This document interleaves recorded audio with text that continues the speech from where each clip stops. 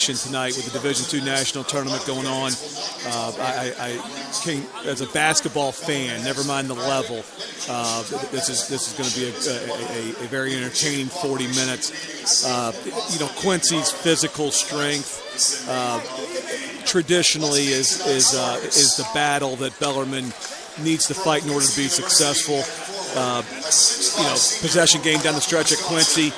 Quincy loses the first one, so they're going to, between their adjustments and just that look in the eye from their personnel, we're going to see how they come out against the Knights tonight in what is a tremendous environment, as always, here in Knights Hall. It is a great environment, and looking back to the first meeting, Adam Eberhard scored 30 for Bellarmine to go along with 4 rebounds. Evan McGaffey scored 30 for Quincy. He had 13 rebounds and had a double-double. Rusty Troutman had 25 for the Knights. Joseph Tagarelli had 24 for the Hawks. So each team had 2 really huge scores in that game, and maybe similar matchups to watch here tonight. Yeah, the key word there is matchup, because each player is a tough matchup between Eberhard and McGaffney. So, I think Eberhard exposed, some matchup difficulties that I'm drawing a blank on Bellarmine's opponent last night. Parkside had last night. Eberhard, there are a lot of 5s that have to match up with him. So we'll see how Quincy adjusts to that tonight. And, I think McGaffney had, brings a similar dynamic, certainly offensively for Quincy, hence the 30 points on Bellarmine in game 1.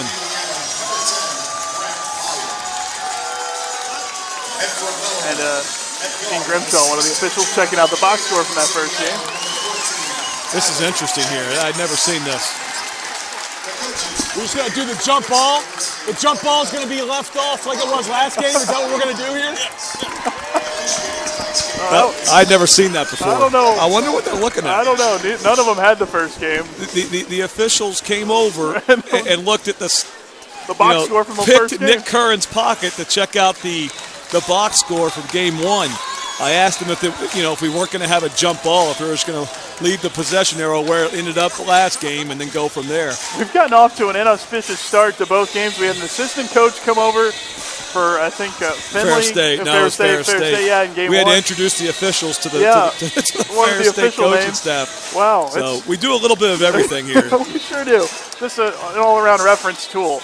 Quincy in the NCAA tournament for the first time since 2010. The Knights in their 9th straight tournament. They've won 42 straight home games after the win against Parkside last night. Rusty Troutman, Al Davis, Tyler Jenkins, George Knott, and Adam Eberhard, the starters for the Knights. Herm Senor II, Joseph Tagarelli, Grant Meyer, Von Washington III, and Evan McGaffey will start it off for Quincy. Should be a lot of fun. Bellarmine's only second-round loss in the tournament under Coach Davenport came to Quincy in Owensboro in 2010. So I just asked the alternate official what they were looking at, and as an assistant coach, that is a very, very scary moment. And I'm not sure for which team it was. I believe it was for Bellarmine, so you wonder if Doug Davenport and Bo Braden were holding their breath there. But what happened, there was a starter, there was the wrong announcement of a starter. Okay. So either the PA announcer or the book is an error there. So I think the officials were looking at this stat sheet of the first game, and they thought it was the stat sheet for this game. But I think after they checked the book, it was the PA mistake and not the book mistake. If it's the book mistake and the game is start off 2-0, that wouldn't be a good thing for an assistant coach taking care of that. Sure wouldn't. Quincy has it first, moving right to left in yellow. Tagarelli misses the jumper. Al Davis rebounds for Bellarmine. The senior from Colorado Springs. Bellarmine in white, moving left to right. Tyler Jenkins bounces it out for Davis. Davis got in some foul trouble in the first half against Parkside yesterday. Evan McGaffey got in foul trouble for Quincy. There's a nice pass down low to Eberhard to lay it in. And right away you see how tough of a matchup. Quincy just doing the eye test here. Matches up with Eberhard a little bit better than Parkside did, but still to Eberhard, to bring bigs that he's a little bit more mobile than away from the hoop trying to defend ball screens. He just slips it and gets 2 points. And then a turnover on the travel committed by Washington. Knights have it up 2-0. Minute gone. Tyler Jenkins, a transfer from Lehigh.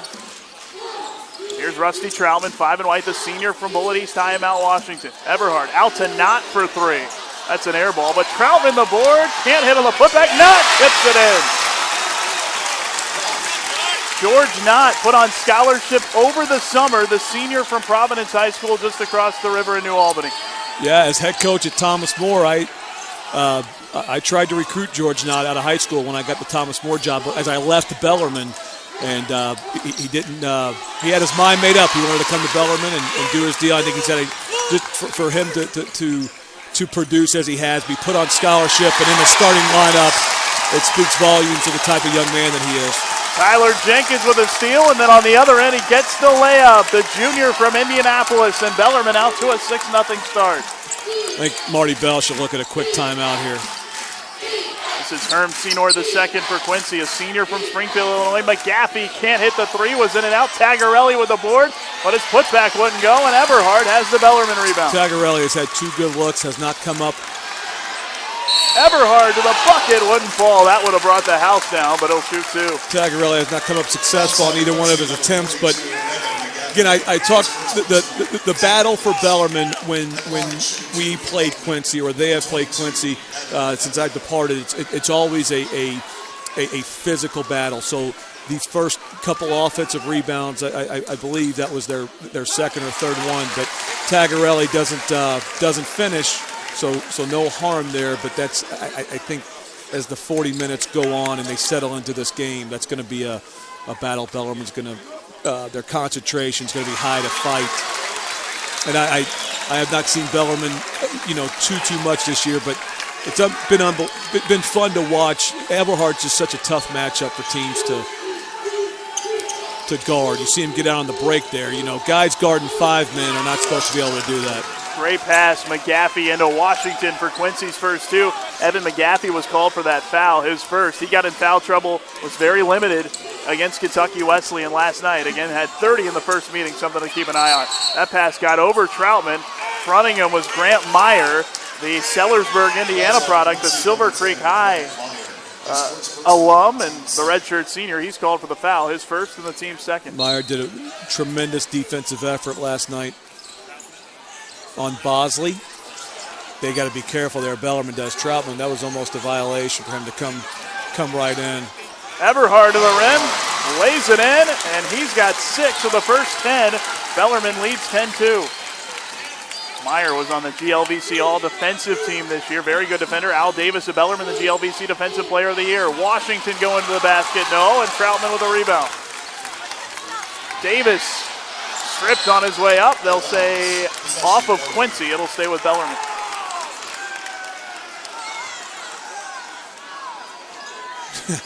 Troutman has 6 inches on Meyer. Very tough assignment there. Yeah, Troutman is such an adept scorer. He can, yes, he can shoot the ball. Everyone knows that, but he's comfortable with his back to the basket. He's comfortable in the mid-range. Jenkins finds Eberhard, and he hits the jumper. He had 30 in the first meeting between these two. Well on his way tonight. 8 for Adam Eberhard, and a timeout, Quincy. It's a 12-2 start for Bellarmine here at home. The Knights have won 16 in a row since a loss at Truman State in early January. With Kentucky Wesleyan's loss last night, that's the longest active win streak in the country now, the Knights, and off to a good start here in the second round of the tournament. Yeah, we've mentioned Eberhard a couple times just as it relates to matchup difficulties. Quincy, Bellarmine obviously has the shooters, but if they're active in their 3-2 zone, which I think they will come with pretty early here, it's just with defensively, I think in order to be successful against Bellarmine, you have to be creative defensively, and that's something to be looking for here is their 3-2 zone. And I would venture to bet Coach Davenport mentioned it there in that huddle, or one of his assistants say, hey, don't bat an eye if they show that 3-2 zone. Just execute our zone offense. So we'll see if that's what Quincy comes out with, just to try to throw Bellarmine out of sync a little bit offensively. Both teams have yet to sub. McGaffey gets it to Senor. Had a very nice game last night against Kentucky Wesleyan. So did that guy, Vaughn Washington, number 30 in yellow. Senor will try the 3. That won't go.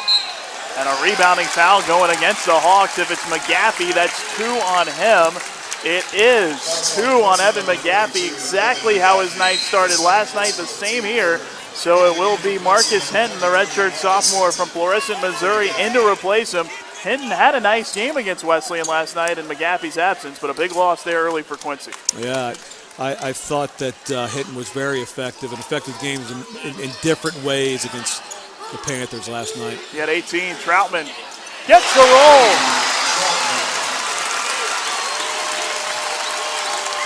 First points for Troutman. It's a 15-2 start for the Knights. Tagarelli sends it up top for Hinton. Leaves for Tagarelli. Passes up the shot. He'll lean in and hit the leaner in the paint. We'll see how Hinton does on Everhard. You know, I'm not obviously with Quincy. You got to start McGaffney, but not so sure Hinton's not a better lateral defender that can challenge Everhard's dribble penetration a little bit better. Troutman can't get the roll on that three off a nice Davis pass. Hinton the rebound. Here's Senor. Troutman a better look that time than the first time. Needed someone in his face. Meyer closed out on by Davis. Into the paint. Troutman rips down and gets the seal. Outlet to Everhard with Meyer. The lay-in is good.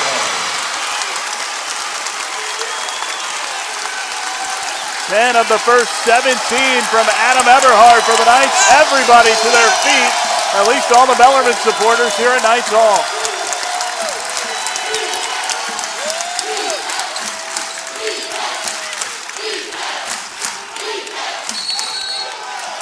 And Washington draws the foul on the baseline drive.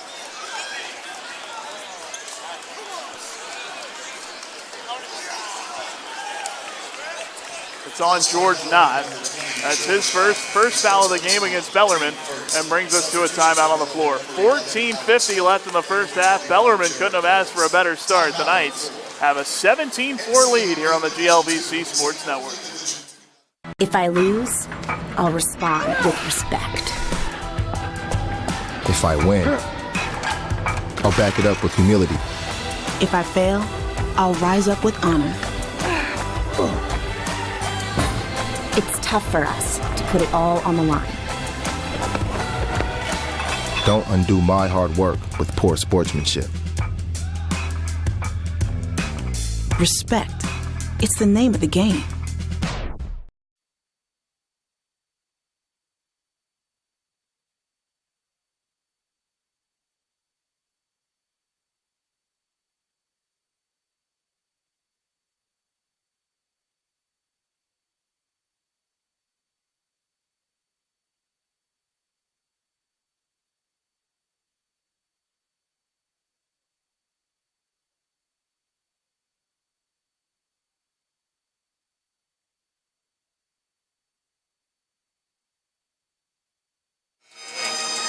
$14.50 left in the first half. Bellarmine couldn't have asked for a better start. Quincy, things not going the way of the Hawks here early. Right, I mentioned during the break, Nick, that this start for Quincy in this building is not out of character. As goofy as that sounds, I can remember a handful of times. One was the 2009-10 season when we played Quincy here during the conference tournament. Two very similar teams as it relates to records and matchups. And, we came out and the game was not, it was not contested. Then we had another game, 2011-12 season. Keeson Jones' sophomore year. I remember him being a part of that because he had a tip dunk there as the buzzer sounded at halftime, but it was just that the halftime score was outrageous.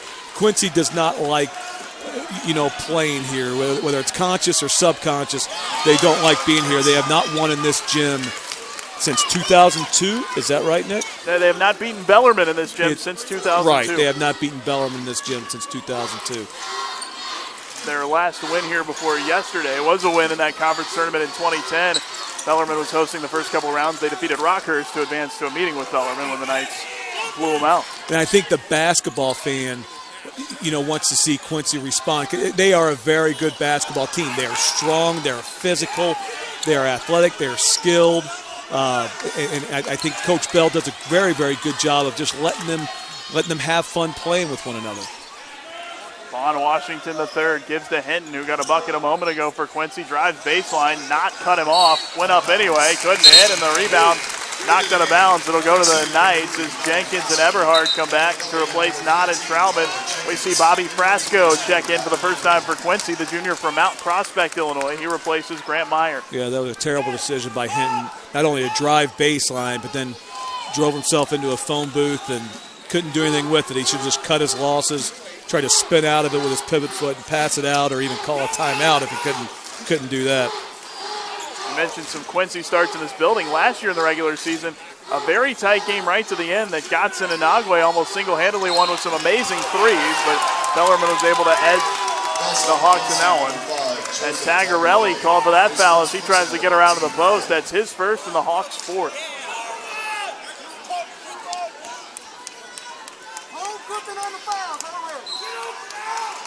Jenkins inbound. The Quincy fans behind us not happy with the early foul calls. Yeah, I didn't see much contact there. But Eberhard will pull and miss the jumper.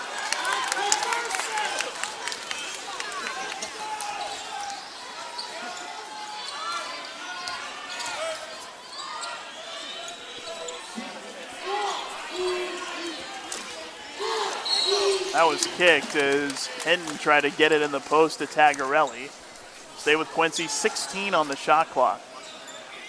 Frasco in the game, a senior. The Hawks start 5 seniors. Very senior-laden team.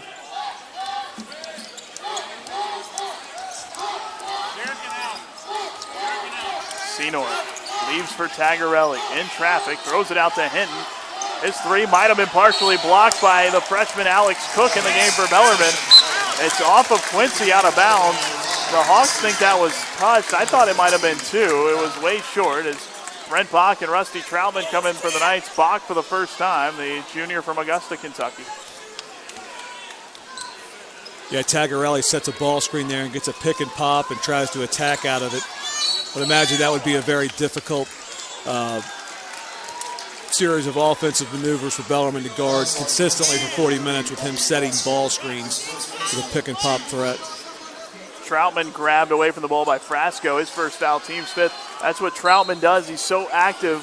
He draws a lot of those holding calls off the ball. 5-1 on fouls here. Troutman can't hit that jumper, and Quincy with a rebound. Here comes Senor. Try to get into the paint, has to back it away. Frasco thought about the 3. Clock nearly the steal. Frasco will try it now and got it. Good pass by Senor. One extra pass. He could have made a play, but gave it up, and Frasco rewarded with a 3. Troutman to the bucket. Great read off a down screen there from Troutman. We saw that quite a bit yesterday. Troutman's so good at just using screens and making reads off of them. 22-11, Bellarmine by 11. Tagarelli had that one blocked by Eberhard. It's a tie-up, and the jump ball will give it to Bellarmine when we come back. McGaffey going to come back with 2 fouls for Quincy. Ben Wire, the freshman, coming in for the first time for Bellarmine. Knights have an 11-point lead here with 11.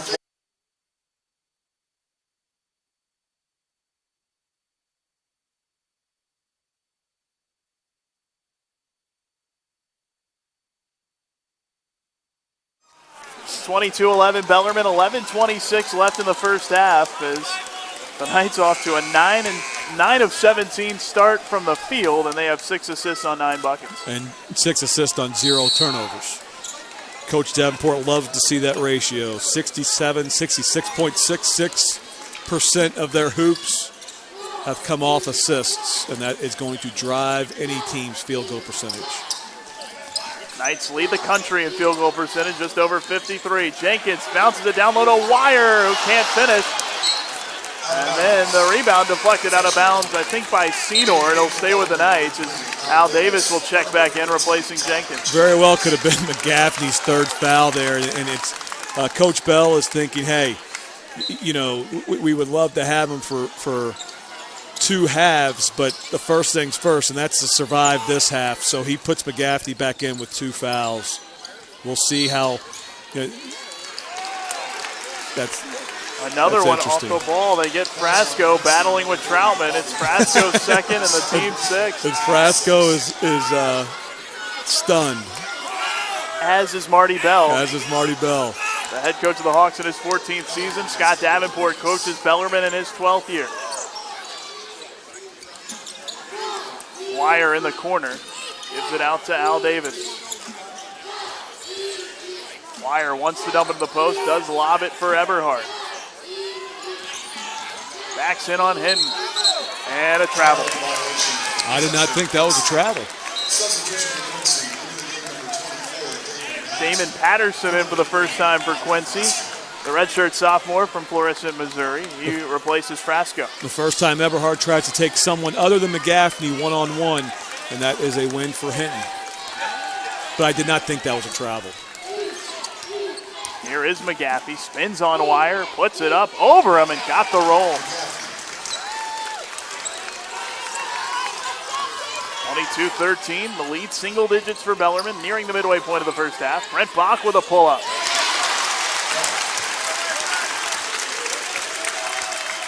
First points for the junior. I was going to say, Wire better get out there. McGaffney may just turn and shoot it. Washington in traffic and a foul call. Just the second Bellarmine foul of the game. A sarcastic cheer from the Quincy fans as Ben Wire called for his first. Coles re-enters to replace Bach.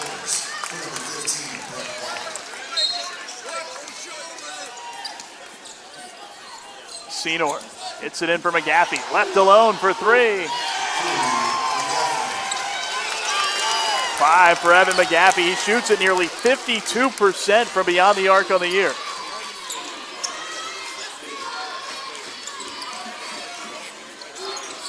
Davis thought about the three. And now Wire backs in on McGaffey. Wire will try a three. Troutman got a hand on it to tip it twice. Yeah, but Washington clears the rebound. Very good job to keep that alive. McGaffey scooped it up over his head with two hands. It's a neck ball, but he was fouled. And it's on Wire, and he picks up two quick ones. Team's third. That'll put McGaffey at the line. And Evan McGaffey, Marty Bell deciding to play him with two fouls, already making an impact since he's been back in. Yeah, I would think this would be the best of both worlds for Marty Bell. If McGaffey can make his second free throw here, I would think that one of these subs will be for him to get him out coming down on the defensive side, but I am mistaken. Alex Cook, freshman from Louisville out of Male High School, replaces his fellow freshman Wire. Tagarelli comes back in. Yep. And now Grant Meyer will replace Senor for the Hawks. McGaffey missed the first free throw. He's a 76.5% free throw shooter on the year. Quincy shoots just over 70% as a team. McGaffey hits the second. He's got 6. Yeah, I was thinking maybe do some offense and defense with McGaffney, but not going to happen yet. 7-point Bellarmine lead. 9:14 left in the half. Here's Tagarelli. Let's see if Tagarelli can guard Eberhardt without fouling. Again, Tagarelli already has one foul himself. He did a pretty nice job there and comes away with a rebound. McGaffey a deep three. 9 points for Evan McGaffey. Timeout Bellarmine. Quincy has closed the gap to 4 with 8:55 left in the half. The Knights have led by as many as 14.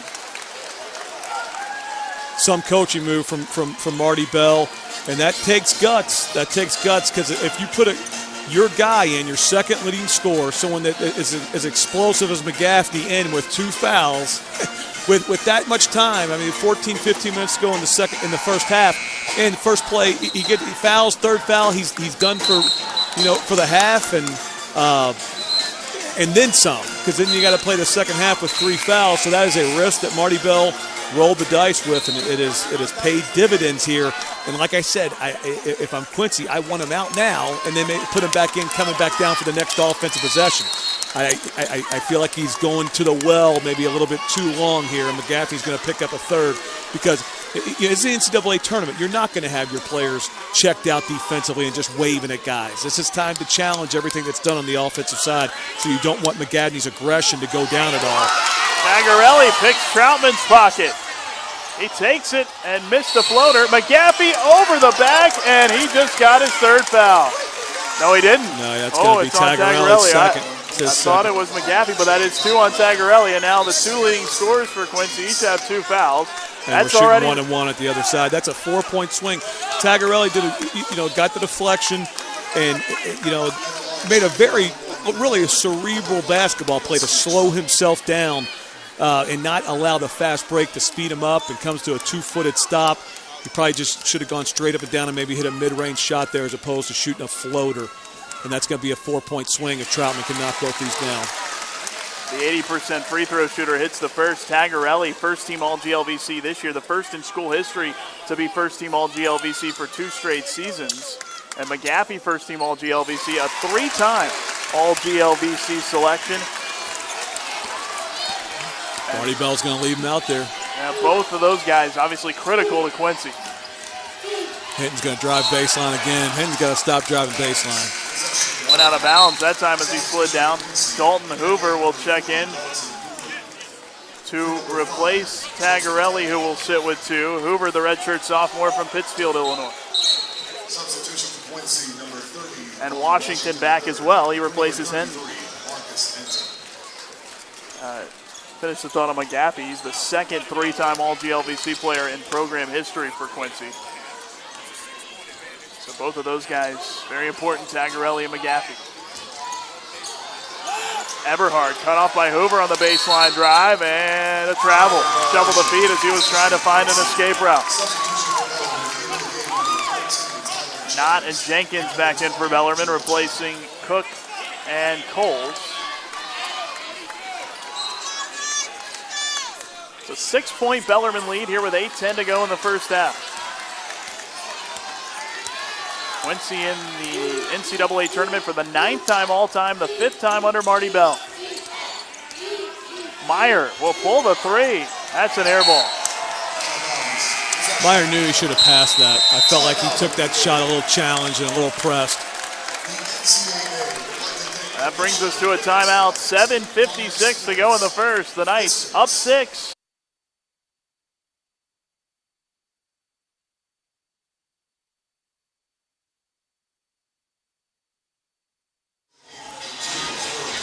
Back at Knights Hall, Bellarmine with an early 6-point lead on Quincy, and the Hawks have finally been able to create some Bellarmine turnovers. Yeah, they did a very good job and forced Eberhard into a travel. When the ball was dead, when Eberhard lost a dribble and he picked it up, they went into a full denial and very aggressive here. This is vintage Bellarmine here, just coming out of a timeout. Al Davis just fires down the floor.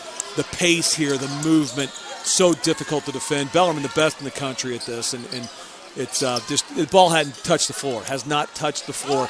Coming out of a timeout, just boom, boom, boom, boom. And tapped with a Troutman 3. Everybody gets touches. Every cut that is made is a full-speed scoring cut. Senor with a nice drive. He flips it in. He's got his first point. And this is what Coach Davenport talks about. Now they're going to try to play with the same tempo. Now they set the tone. They saw what works offensively. Now keep it going. It doesn't just have to be out of a timeout or off dead balls. Do it every time. That's always a battle and something that's always coached over and over and over again as the season goes on. Bellarmine averages nearly 19 assists a game, 4th in the country. Eberhard, another 3.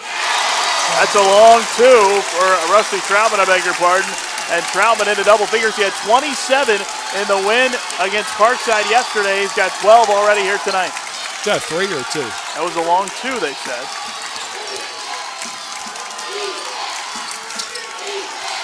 Senor gives to McGaffey. He's got to look at 3. Not there. Hoover tapped it off the glass, but not able to corral it. Bellarmine with some numbers. Davis will try a 3. Hoover with a rebound.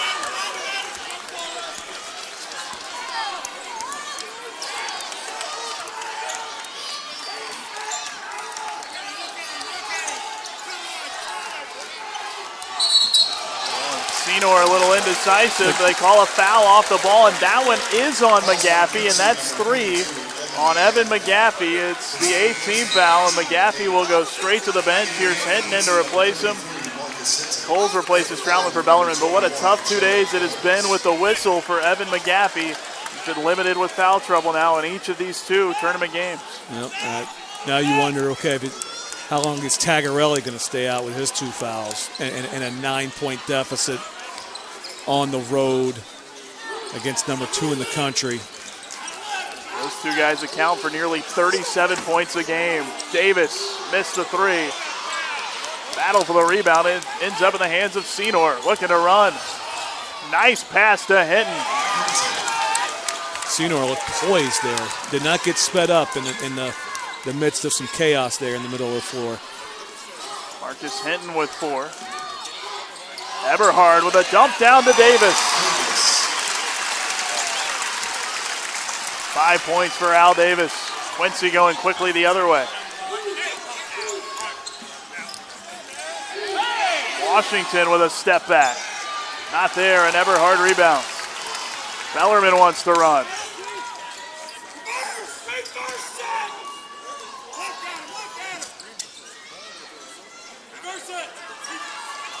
You can hear the Bellarmine bench saying reverse the ball. Good shot fake by Coles. Wouldn't go. Senor the rebound. They never really did get it all the way reversed on that possession. No, they didn't. Still got a good look at it. Senor finds Washington for 3. Coles with the rebound.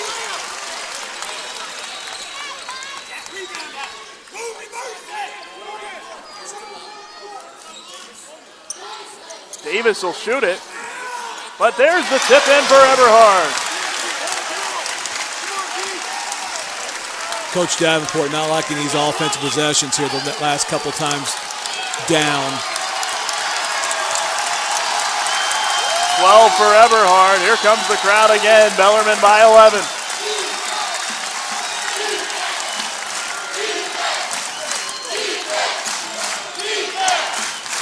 Hinton from the corner. Davis with a rebound and looking to push. Drives on Senor. Hinton from the weak side with a block, and then Senor fouled on his way out. I beg your pardon, they called it out of bounds there. It's going to go to Quincy. They said a Knight touched it out of bounds, so it'll be Quincy ball. And we have Al Davis doubled over. I think he knows what's coming here at this timeout. He lost the contact, maybe. He's grabbing something in his hand. 35-24, Bellarmine by 11. 3:52 left in the first half, second round of the NCAA tournament.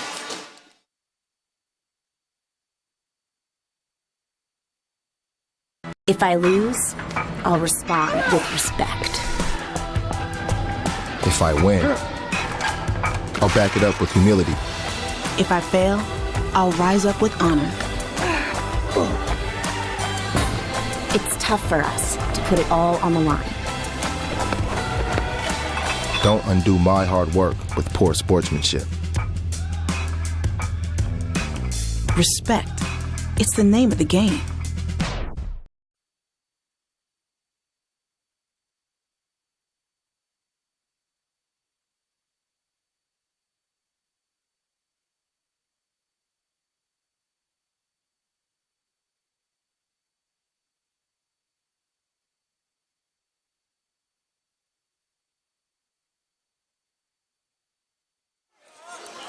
(35-24), Bellarmine by 11 with 3:52 left in this first half. And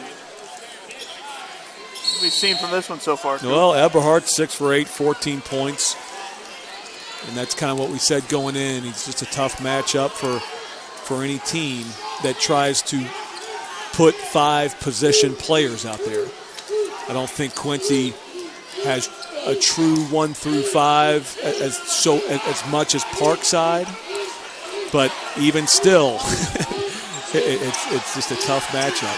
Tagarelli back on the floor with 2 fouls. He gets it to Senor, who can't hit the 3. And a rebound bounces out of bounds onto the Bellarmine bench. It goes to the Knights. Bellarmine, a tremendous job on the backboard. 18 to 11 on the boards, and then 6 to 1 offensive boards. So Bellarmine competing on both sides. Here's Quincy's 3-2 zone. Coach Davenport knows exactly what he wants to do with it. They're going to run their man-to-man stuff against Quincy's zone. Wire in the corner finds Jenkins. Bellarmine 9-0 on second chance points now. Troutman hits another three. His third of the game. Again, for players to be able to shoot in rhythm. Like you saw yesterday, Quincy threw the 3-2 zone out and it kind of stunted the Panthers slightly.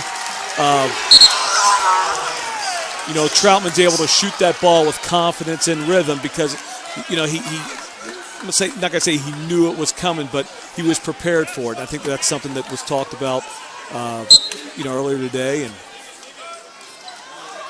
throughout film. Tyler Jenkins with a smile. He had a shot at that steal, but the official was right there. He lost it out of bounds. 10 to shoot for Quincy. Hinton trying to get it inside for Tagarelli. Tagarelli said it was off a Bellarmine player's leg. The officials say no. It's danger time for Quincy. Danger time for Quincy. See if they stay in the 3-2. It looks like they're going to stay in the 3-2. 14 matches Bellarmine's largest lead here with 2:20 left in the half. Troutman open again. 18 points for Rusty Troutman. The Knights have their largest lead.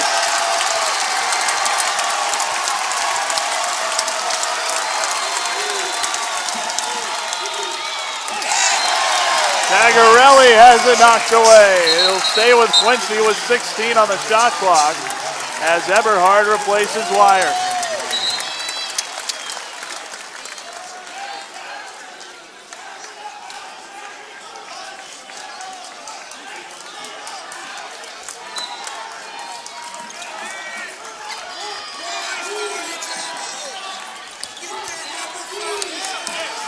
Washington the third, the Western Michigan transfer, gives to Hinton. Frasco back in there, had it in the corner. Washington with 4, into the paint, leans in, and an offensive foul. Bellarmine's defense so disruptive on the perimeter because of their lack of size, which defaults into a tremendous amount of quickness. Gets Washington sped up. Eberhard just awaiting a charge. Washington's first foul.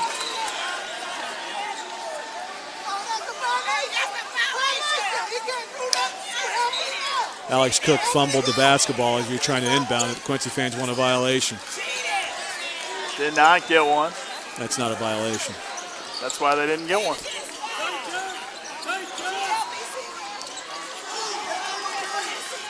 Eberhard takes the handoff to Troutman. Threw it a little too far out in front. What a play by Troutman to corral it. And Davis bumped on his way into the paint. Vaughn Washington with his second foul in the span of about 40 seconds. Quincy getting frustrated with every little thing. As are the Hawks fans behind us. It's Washington's second, as mentioned, the 10th team foul. So Bellarmine in the double bonus. And now Al Davis to the line to shoot two. Davis, the GLVC Defensive Player of the Year, the second straight night to win that award. George Suggs, now the all-time leading shot blocker at Bellarmine, won it last year. Tyler Jenkins replacing Jarrett Coles for the Knights.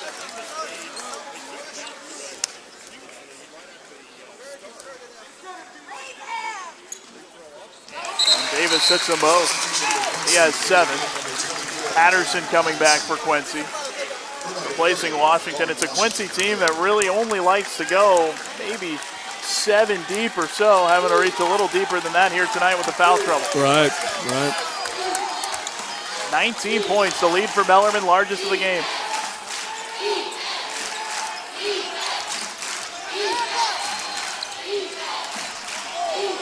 Pass got through from Senor somehow. Tagarelli's going to take Eberhard one-on-one. What a play by Tagarelli. He's got 6. Under a minute left in the half.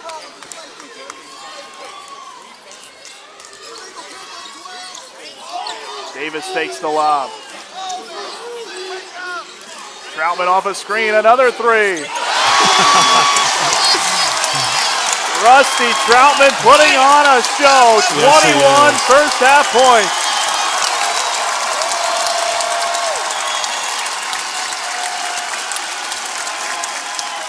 Hen's lob broken up by Eberhard. Troutman ahead to Davis. Senor with a rebound. Quincy should slow things down here. It's their ball coming out. 14 left in the half. That pass stolen away. Knights can hold for one, but they're going to run. Here's Jenkins, bumped on the way.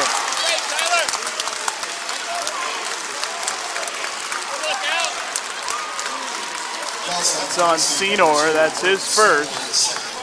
Tyler Jenkins to the line for 2 free throws. Al Davis, misses a shot at the hoop. He's not pleased with himself, but Quincy took that as an opportunity to create a fast break for themselves, which 19 minutes and 30 seconds of the half, that would be a good decision. But someone's got to know what's on the clock at that point. You don't want to give Bellarmine. You want to take either a point blank layup, or you want to bring it out and let the clock expire a little bit.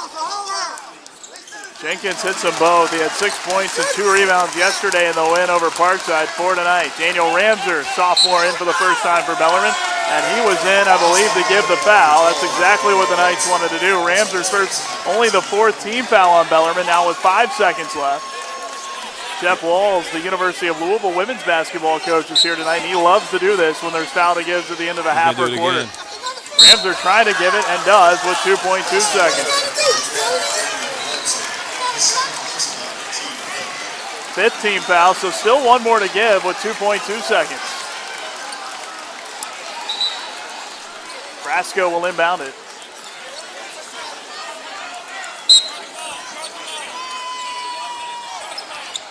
They find Hinton in close, fouled with 1/10 of a second left. It's on Alex Cook, the freshman's first. And so Hinton will shoot 2. I don't think they wanted a foul there. Right. Again, Quincy basketball coming out.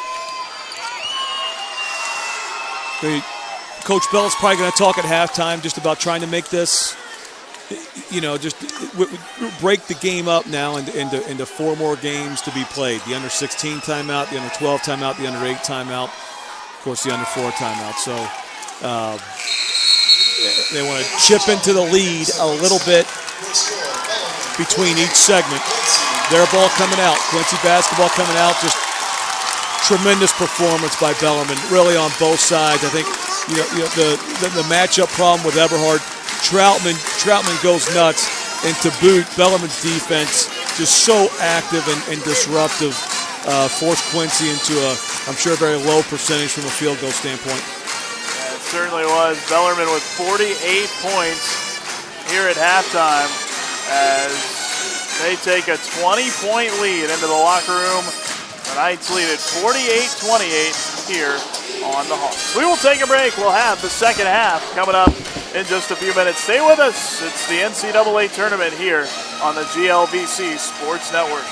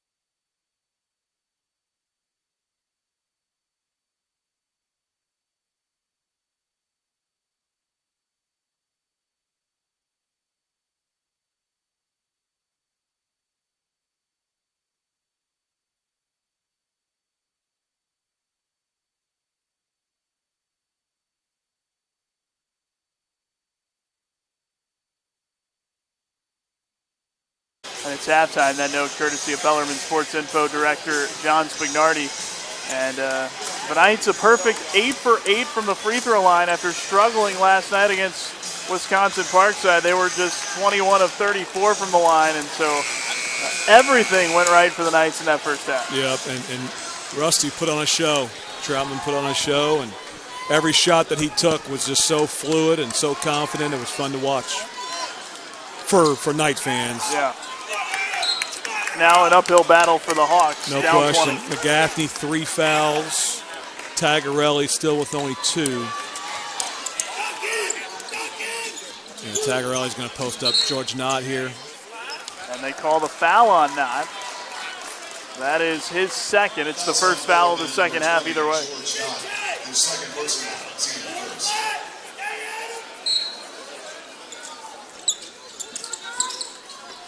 Try to get Tagarelli in the post. Meyer just throws it away. Eberhard ahead to Troutman. Meyer threw it to where Tagarelli was and not to where he was going.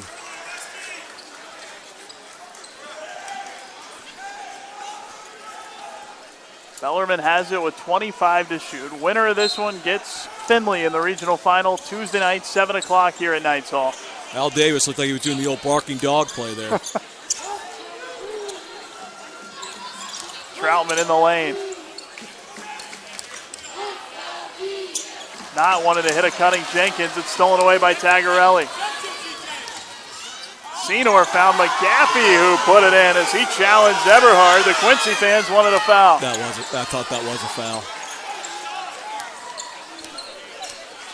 Evan McGaffey, even in limited minutes, has 11 points. Eberhard, he kept his arms very, very vertical, but he jumped into him. His momentum was carrying him to the action. Meyer came up with a steal. Quincy trying to cut into the lead a little more. McGaffey, a deep three. Goodness gracious. Yeah, Coach Davenport's going to call a quick timeout. That's a good timeout. And this is the battle. We'll talk about when we come back. We got a full timeout here. We'll take a break. Evan McGaffey has 3 threes in the game. The Bellarmine lead 15. Quincy making a charge here early in the second half. Hawks have been able to mount a little charge here early in the second half. Right, I was saying that the challenge as a coach is to get your guys to not, you know, what the lingo is flip the switch off, because it's not a switch. And when guys check out, they can't just flick it back on. So I'm sure that's Coach Davenport's, somewhat paranoia there with the quick timeout and say, hey, look, this is an NCAA tournament. The stakes are too high for you not to stay locked in here for this next 18 minutes of basketball. To your point, Bellarmine's lone conference loss at Truman. They were up 17 at halftime and kind of flipped it off in the second half. But there's Eberhard saying his switch is still on as he hits a three. George Knott went down, and they call a foul on Quincy. They call a foul on Tagarelli. His third. It's the first of the half, and so it's going to be Knights ball. Rewind it a little more. The 3 counts, and Bellarmine will get it. Yeah, Tagarelli's frustrated. I didn't watching the replay of it. So an 18-point Knights lead. Davis on Meyer. Gives it to Troutman. Eberhard and Troutman have carried the load this evening for the Knights. Yes, they have. And that said, Meyer with a strip. He thought he got it clean, but they call him for the foul, and that's his second. That said, everyone else is just doing their job. Not is banging around. Al Davis is creating tempo offensively. So that's okay. It's Eberhard and Troutman are lighting up the stat sheet, but still collectively this Bellarmine team is fun to watch. No free throws as Davis gets into the paint. Bounces for the cutting Jenkins, and he can't finish. Senor for McGaffey. They're taking one-on-one. To throw it out, Meyer will fire from deep. Tagarelli, the offensive board. He's blocked by Eberhard. Troutman going after it, trying to save it in as he tumbles up in the tunnel, could not. It'll stay with Quincy. Yeah, Everhart did a good job there following the play and not giving up on. You knew Troutman was going to die for it because that's what he does. Everhart did good to play until he heard the whistle. Quincy did not do that. Quincy very fortunate that Troutman was out of bounds there, because that would have drove Coach Bell nuts to see Bellarmine follow the action and Quincy just standing there watching him. McGaffey tries the pull up. That's an air ball. Davis the rebound and pushing. Nice no look for Everhart. Back up to a 20-point lead here. Everhart and Troutman have combined for 40. Gets a. Senor couldn't get the roll, and then, oh, that's unlucky. That's going to be a jump ball, Bellarmine basketball. McGaffey tipped it up there, and it got stuck, and the Knights get it.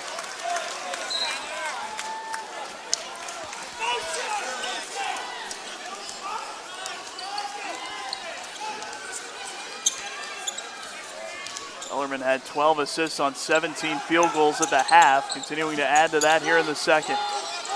Jenkins for Everhart, another assist. Everhart and Troutman have 42 of the Knights' 55, each with 21.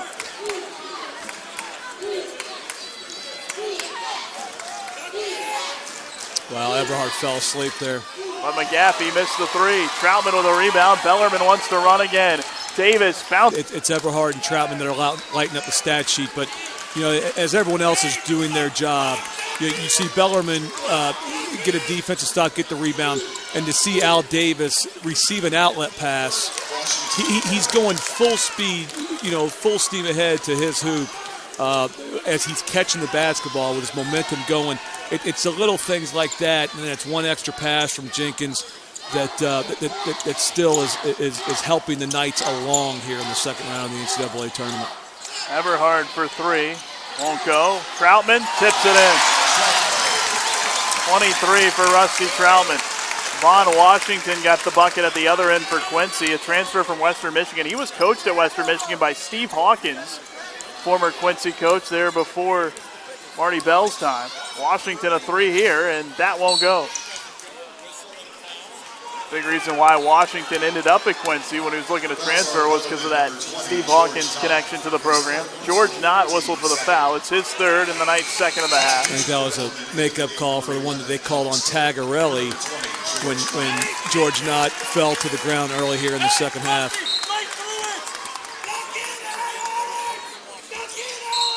And Hinton and Cook battling in the post. They call Alex Cook for the foul. The freshman picks up his second. It's the third on the Knights.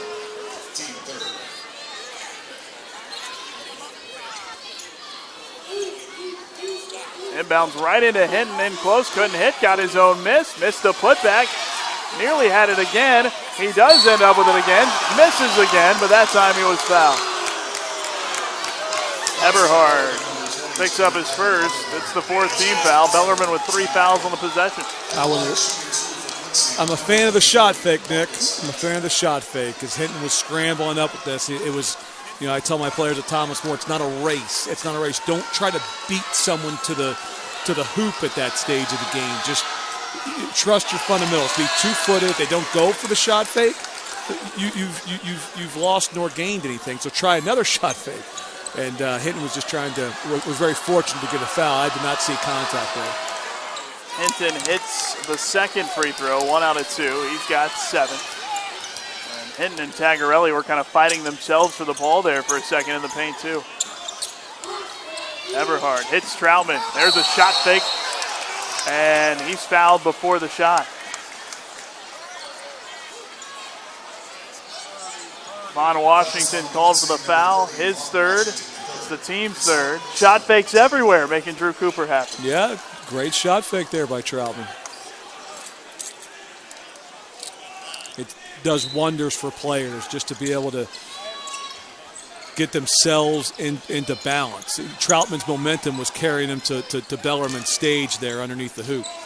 So you come to a 2-footed stop and you just collect yourself and you shot fake. You drew a foul. This one's starting to be whistled very closely as Everhart took it at Hinton, and Hinton called for his first. That's the fourth team foul.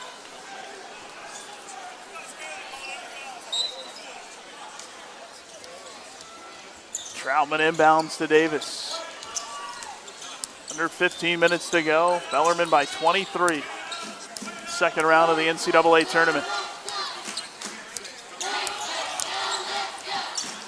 Davis took it right at Hinton, who hedged on the screen, and they call Hinton for another foul. That's his second and Quincy's fifth.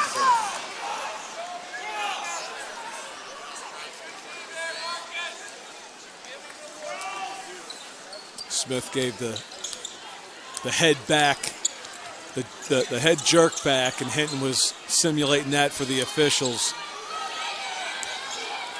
Eberhard spins. What a pass for Cook, and he couldn't score off the shot fake. Hinton grabs the rebound. Senor leaves for the trailing Hinton. 9 points for Marcus Hinton.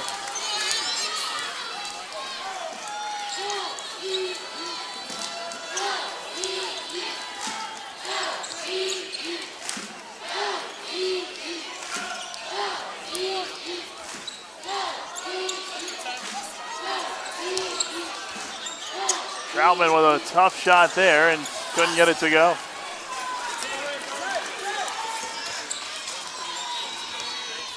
Washington into the lane, tough scoop, fell off the front rim. Now Bellarmine can run. Davis has to back it away. He's open for three though. And Washington with a rebound. He was open, but that's the Bellarmine system. Coach Davenport not happy with the shot. He creates such good tempo, and it's got to be tempting for someone with the quickness of Al Davis just not to take those shots every single time because he beats everyone else down the floor. Quincy can't get their defense set, and then to boot, well, to my point, right there. Then the defense is worried about Troutman spotting up in transition. So at least someone with Davis, so much freedom. And Coach Davenport just wants him to have the discipline to pass on those with that much time on the shot clock, certainly with this lead.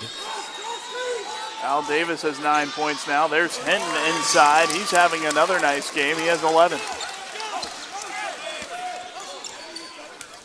61-40. Bellarmine by 21 with just over 12 and a half minutes left. The Knights' defensive pressure on the perimeter has relented here. And Quincy does have a rhythm right now offensively. They just can't earn consistent stops.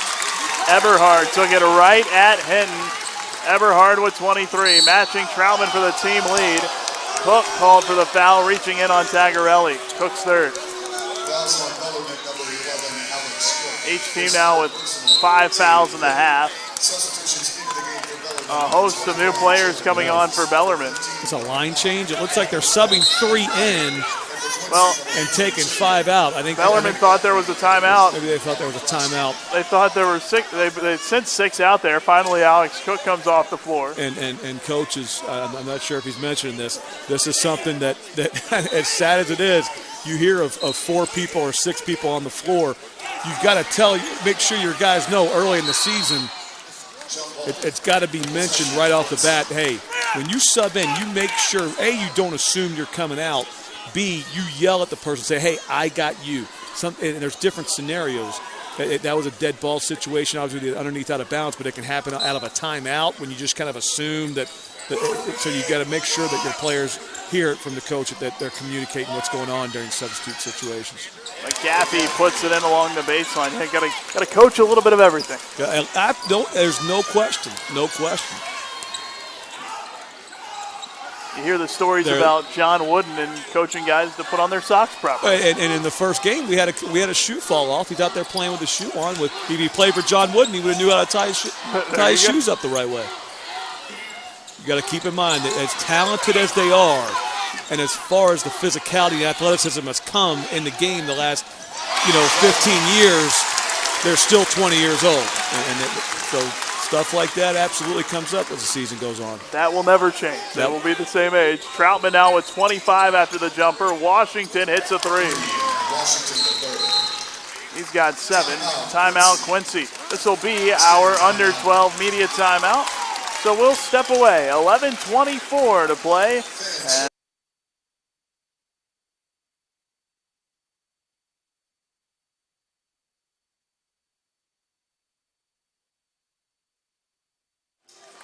65-45, Bellarmine by 20.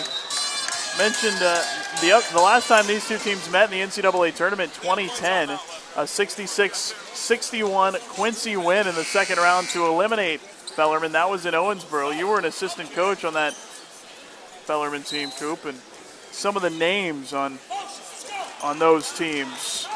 Billy Baptist led Quincy in scoring with 20. Yeah, I remember Brock Keisler, is that right? Yeah, Justin Brock. Brock, yep. Yeah, 5 in the game for Quincy. Jeremy Kendall led Bellarmine with 20. Right. And that, going into that game, that was advantage Quincy because we had, for lack of a better word, pounded them here in Knights Hall in the conference tournament. Then you play them a week later in the NCAA tournament on 24 hours preparation in the second round and against a physical team hitting travel. Wire hit the 3, and then they turn it over. Davis, 2-bouncer to Bach, who'll shoot it. That's off the side of the backboard. That's a tough angle to bank from.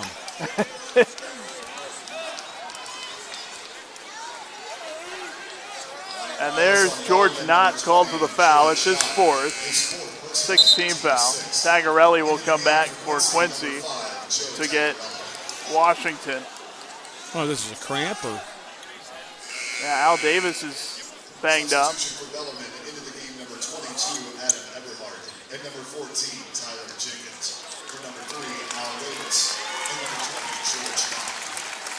He's in some pain.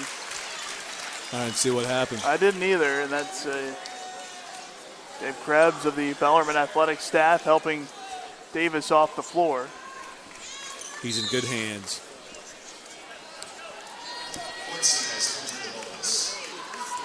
Keep an eye on that. Finley will keep an eye on that. Without question, right in front of their coaches scouting on the stage.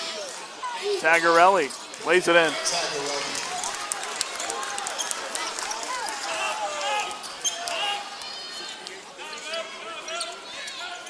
Three-two zone. Coles gets into the middle of it. Got it back, gets it to Jenkins. It didn't seem comfortable there in the interior. And there again, this time he finds Bach. He can't hit the 3. And a foul on the rebound goes against the Knights. It's on Tyler Jenkins. That is his first. It's the 7th team foul, so Quincy in the bonus. Midway point here of the second half as Troutman will come back on to replace Brent Bach.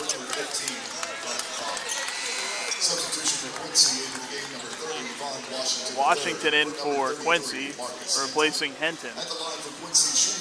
Quincy's still grinding. Bellarmine has 68 points with 10 minutes to go in this basketball game. That's not where, Quincy wants it. They haven't been able to compile stop after stop after stop. One of the things that a lot of teams are doing now, how many times can you earn 3 stops in a row? Obviously not a stat that we're keeping, but I'd venture to bet Quincy has not done that once with Bellarmine tonight. But they are scoring now. Quincy's scoring very consistently. Only had 28 points at halftime. They've already got 20 here in the second half. Yeah. Yep. Frasco hit 1 out of 2. Bellarmine by 20. Troutman open again. That 3 wouldn't go. Wire keeps it alive. Oh, and Tagarelli jumped out of bounds, never reestablished in, and he touched it. And Knights will get it with a fresh shot clock. Very fortunate that for Quincy, Troutman, that's as good of a look as he's ever going to get.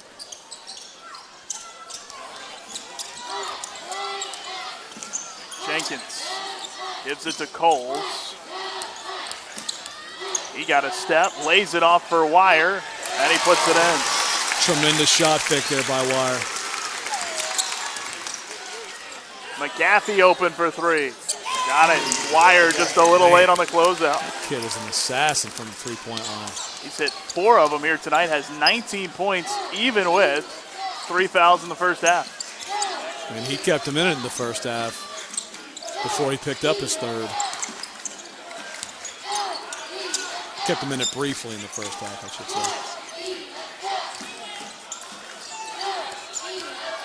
Here's Wire driving on McGaffey, and he's able to put it in. Ben Wire with 4 in a row. He's got 7 in the game.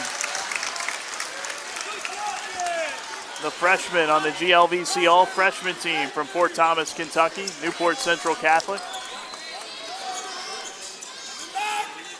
Here comes Al Davis. Good to see. Washington was hacked on his way to the basket. Foul on the floor. It's on Jenkins. His second and the 8th team foul, so a 1-and-1 coming. Davis replacing Cole. Davis looks to be moving pretty well. Hopefully it was just a cramp. That or, yeah, maybe bang knees or somewhere like that. But Washington can't hit the front end.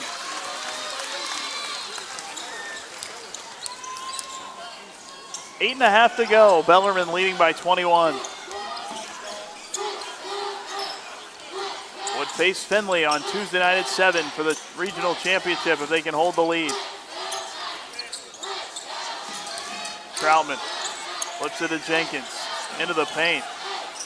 Eberhard will shoot the three. Got it, and a foul.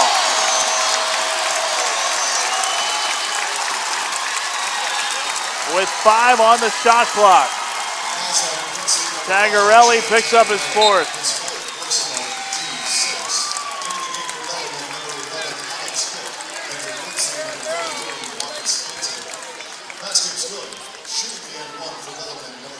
I mean, these guys, Eberhard and Rusty Troutman, are matching each other shot for shot right now. Troutman has 25, Eberhard with 26, now 27. yeah. Unfortunately for Quincy, they both play for Bellarmine.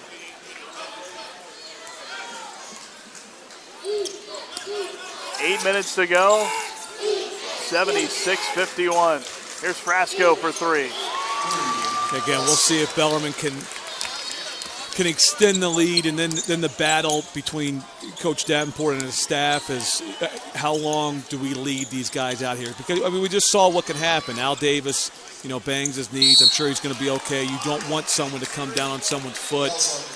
Yes, you want them physically as fresh and as rested as possible going into Tuesday. And 3 games in 4 days is a grind, and that's what you're going to be asking the Knights to do if they can hang on here. So, can they extend? And that's what that sort of thing, trying to manage everything through this weekend, and then again in the Elite Eight, which is a similar schedule. Yeah, it's now is the time of season that it's more work, for the assistant coaches than really the coaches, the staff as a whole, than it is on the players. The players at this time of year, come in and watch a whole bunch of film. And get the game plan in place. You're not putting in anything new. You just want to go out there as prepared as possible and as fresh as possible.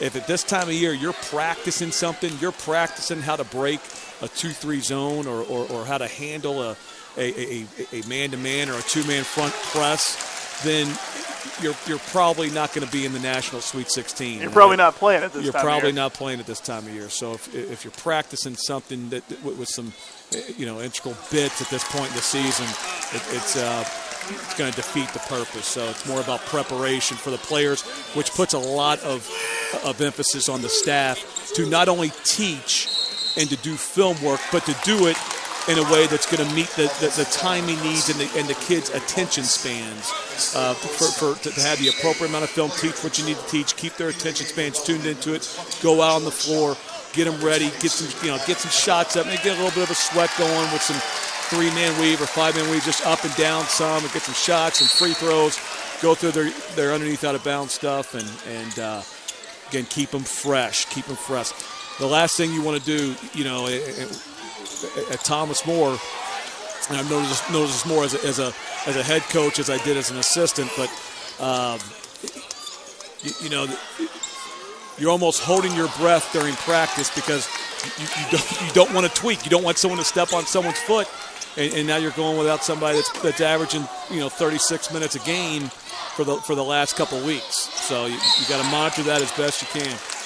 And with that in mind, Adam Eberhard checked out. George Knott is in. Herm Senor called for that foul. His second. It's the 9th team foul. So a 1-and-1 here for George Knott. Adam Eberhard possibly done for the night with 7 minutes to go. 27 points. Mentioned that 30-point game against Quincy. That's his career high. So he has had 2 really good games against the Hawks this year. 30 in the regular season and now 27 tonight. Can't hit the front end of the 1-and-1. Rusty Troutman also with 27. He's still out there. Hinton down the lane, and he's fouled.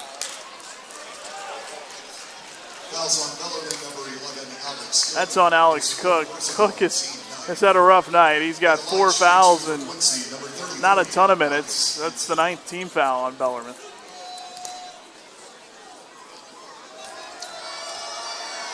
Cook does have a block and a steal as Hinton can't hit the first free throw. Marcus Hinton, a transfer from Lindenwood.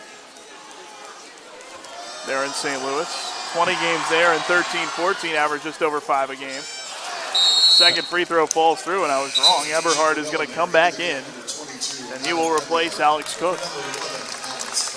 So Eberhard a shot at matching or setting a new career high. Pressure from Quincy, Knights break it. Davis to Knott, and he traveled. That looked awkward and drew a call. That's an official call about 15 travels last night.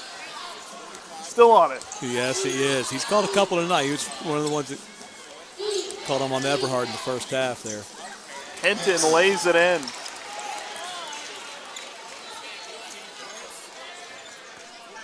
$14 points now for Marcus Hinton. Full court pressure from Quincy. Davis inbounds to Eberhard. Right back Another to Davis. Fast break. Look how quick he is. This time to Troutman, then to Knott, and there's the lay-in. Great shot back there from Knott. George Knott has 6 points. McGaffey, floater, wouldn't go. Eberhard with a rebound.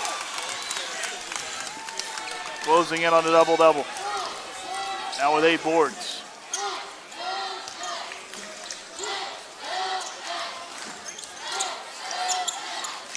Under 6 minutes remaining. Jenkins to the bucket. Oh, that popped out, and McGaffey grabs the rebound. He's had a couple opportunities to finish some things at the rim. There's a nice move by Senor, but blocked by Eberhard. Davis. Jenkins into the lane. This time, oh, he still can't get it. That spun off the back rim. He's had a couple chances to finish some things at the rim. Here's Meyer. No, and it's out of bounds off of Quincy.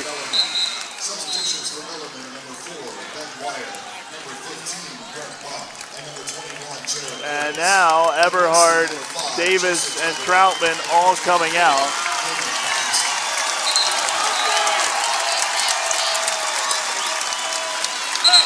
And you'd imagine that's it for them for the night, and a 30-second timeout called by Quincy. It'll be a full timeout, but we'll stay here. 5:22 left, 80-57. Bellarmine by 23, just over 5 minutes to go. So it would appear that the Knights are on their way to taking on Findlay in a rematch of the 2009 regional final that was at Croy Gymnasium at Findlay. Two teams met last year. Findlay beat Bellarmine up at Croy. And, of course, that 09 regional final went the way of the Oilers at home, a very difficult place to play.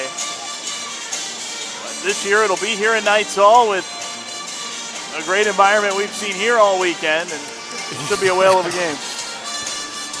Something that stands out in that Sweet 16 game at Croy, the student section was in the end zone next to Findlay's bench, which was our hoop in the first half.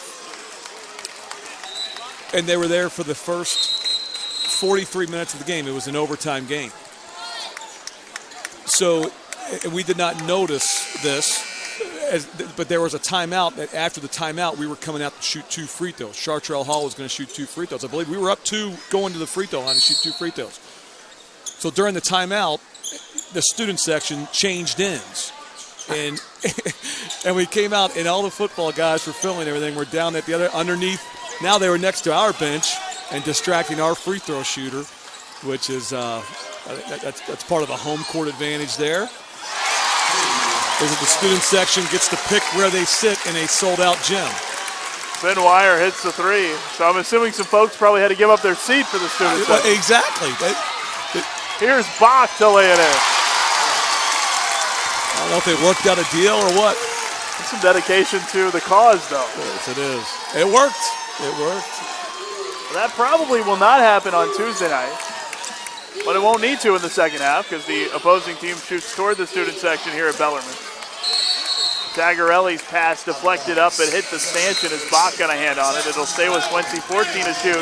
Rams are coming back in. Here's Skylar Hunter for the first time this weekend, the sophomore from Murray, Kentucky.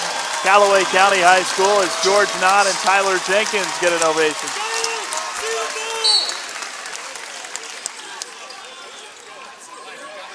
And that pass right at the feet of Wire, and he gets one of the easiest steals he'll probably ever get. I think it's time Coach Bell, maybe put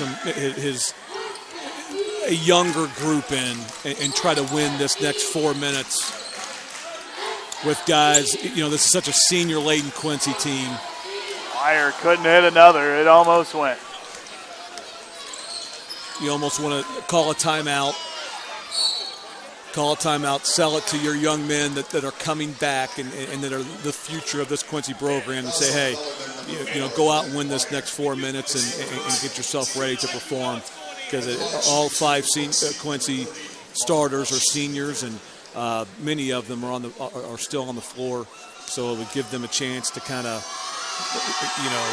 check out, get congratulations and thanks from the coaches, and hopefully send your program into the postseason on as positive as a note as you can by getting some young guys to come out and beat some of the younger Bellarmine guys, which it might be a good sell for the spring and the summer.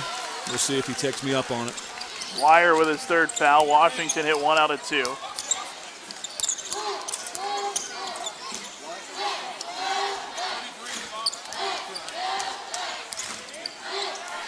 Skylar Hunter, the sophomore, angles to the left. Rams are a Trinity product, like Charles Foster, who we saw for Kentucky Wesleyan last night. Wire with 2 to shoot, has to fire, hit it at the shot clock buzzer. Just a little cherry on top from Ben Wire. The freshman with 12 points. Tagarelli into Wire, altered the shot. Knocked around out of bounds. Finally, it will go to Quincy. They'll have it with 17 to shoot when we come back. A timeout on the floor. 3:18 to go. Bellarmine on their way to another Midwest Regional Final. It'll be their 6th in the last 9 years. They lead it by 29.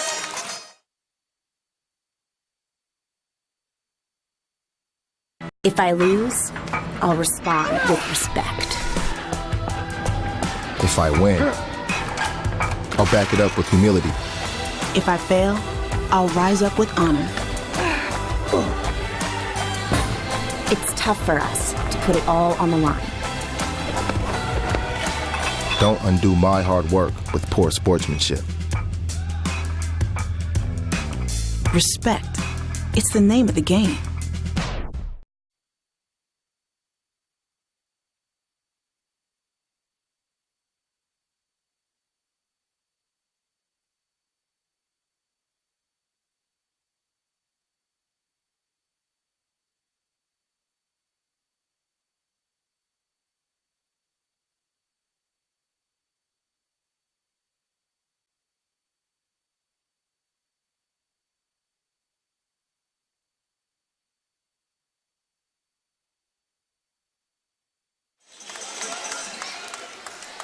Bellarmine about to be in the regional final for the second time in 3 years and 6 and 9 years, 87-58. Final 3:18. Still the starters on the floor for Quincy. Quincy's still grinding away. Tagarelli gets it to Senor, who puts it in, and a foul. And this is very good for Bellarmine's program, to have their handful of young guys out here going against Quincy's, a 20 win season, a NCAA tournament team. to have them get some run against that caliber of opponent. Senor at the line hasn't scored tonight, only 2 points, and he hits the front end. So his third point, or I beg your pardon, that his fifth point, it was an and one. 5 points now for Senor. Does have 6 rebounds, 7 assists, has not turned it over. So he's had a nice game, even though he's struggled shooting it a bit.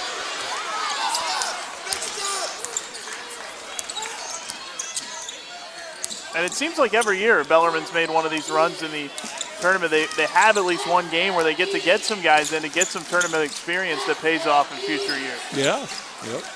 Caleb Taylor, number 33, in there for the first time, the freshman from London, Kentucky. And there's Brent Bach. He's got 6. Looks like he traveled. Washington hits a 3. He's got 11 points. Here comes Quincy's guys.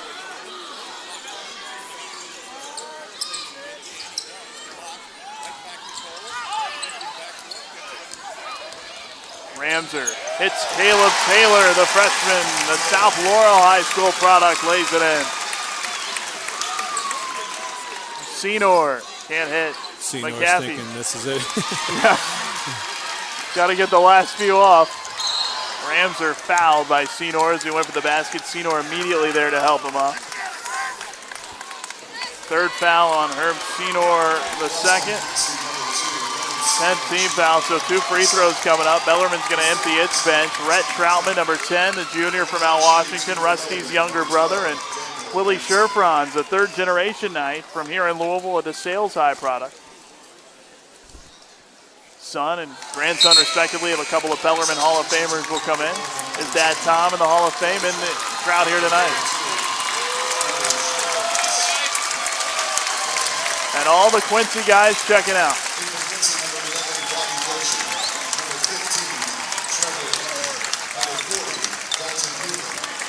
Cool moment there as each goes through the line with hugs for teammates and for coaches. Yep, yep.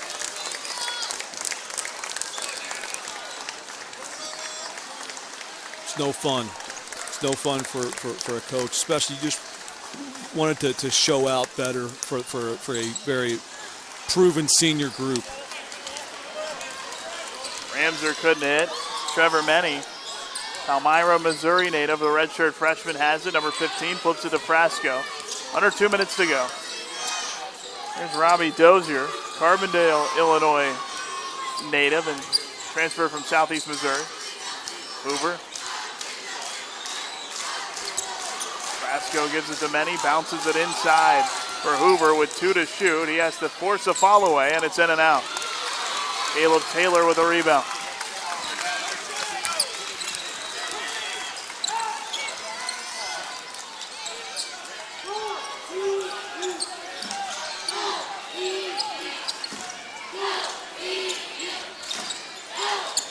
Scott Davenport's 21st NCAA tournament win as Bellarmine coach. Ramser open for 3. Wouldn't go. Henton the rebound. You can certainly see for Quincy that Marcus Henton is going to be a big part of the Hawks' potential future. What year is he? He's a sophomore, a redshirt sophomore. Wow. And now Hoover, another senior who comes off the bench, will get a chance to get his hugs from players and staff as Damon Patterson in to replace him. With a minute to go.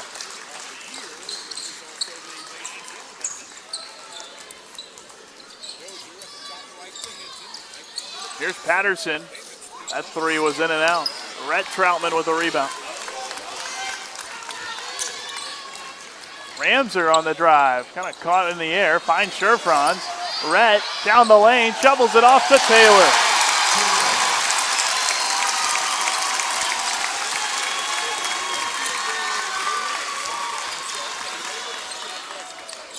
Layup too strong from Menny, and it's batted around. Taylor finally able to pick it up for Bellarmine. Shot clock off, the Knights don't have to shoot anymore. Crowd to its feet.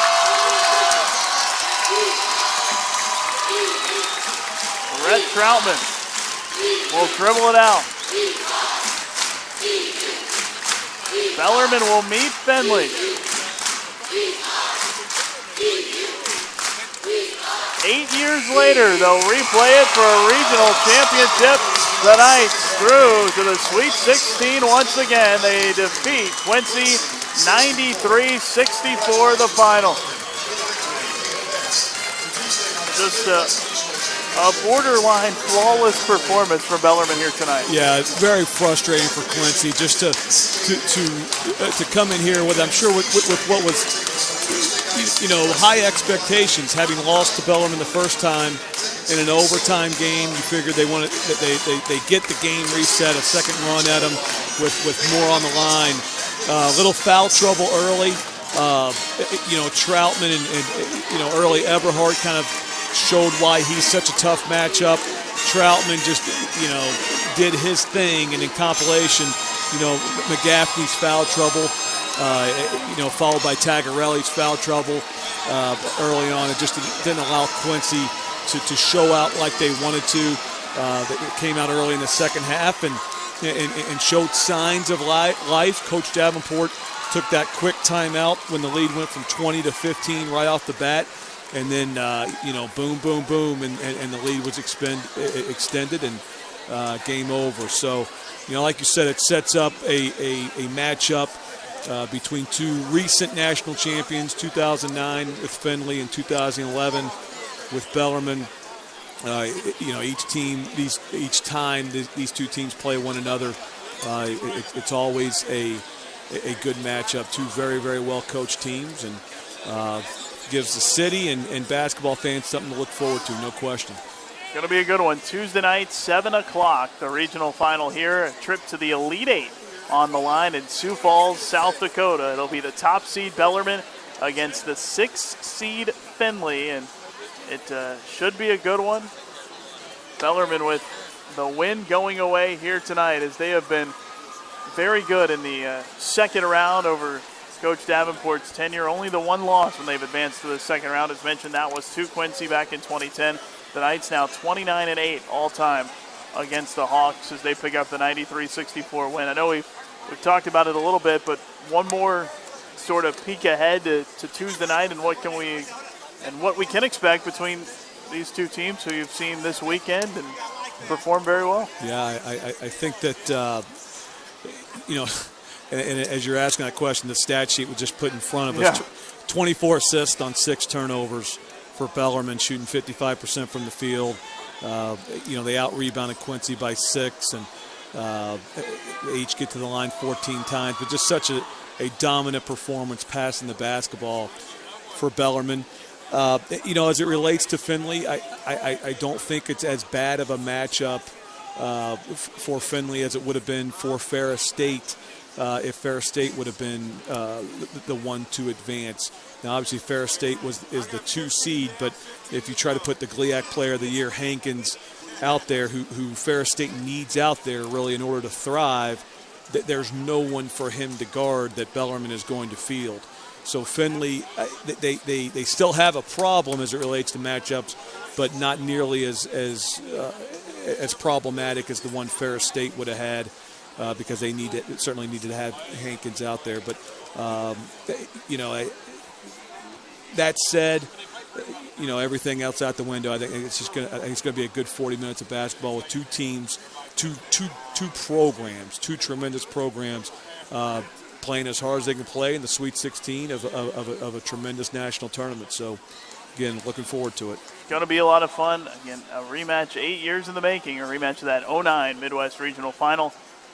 It'll be Findlay, the 6th seed, and the host Bellarmine on Tuesday night. Certainly hope you can join us. 7 o'clock, we'll have it for you right here on the GLVC Sports Network. You can check it out through the Bellarmine Athletics website, bunites.com. Be sure to stay tuned. The post-game press conferences coming up.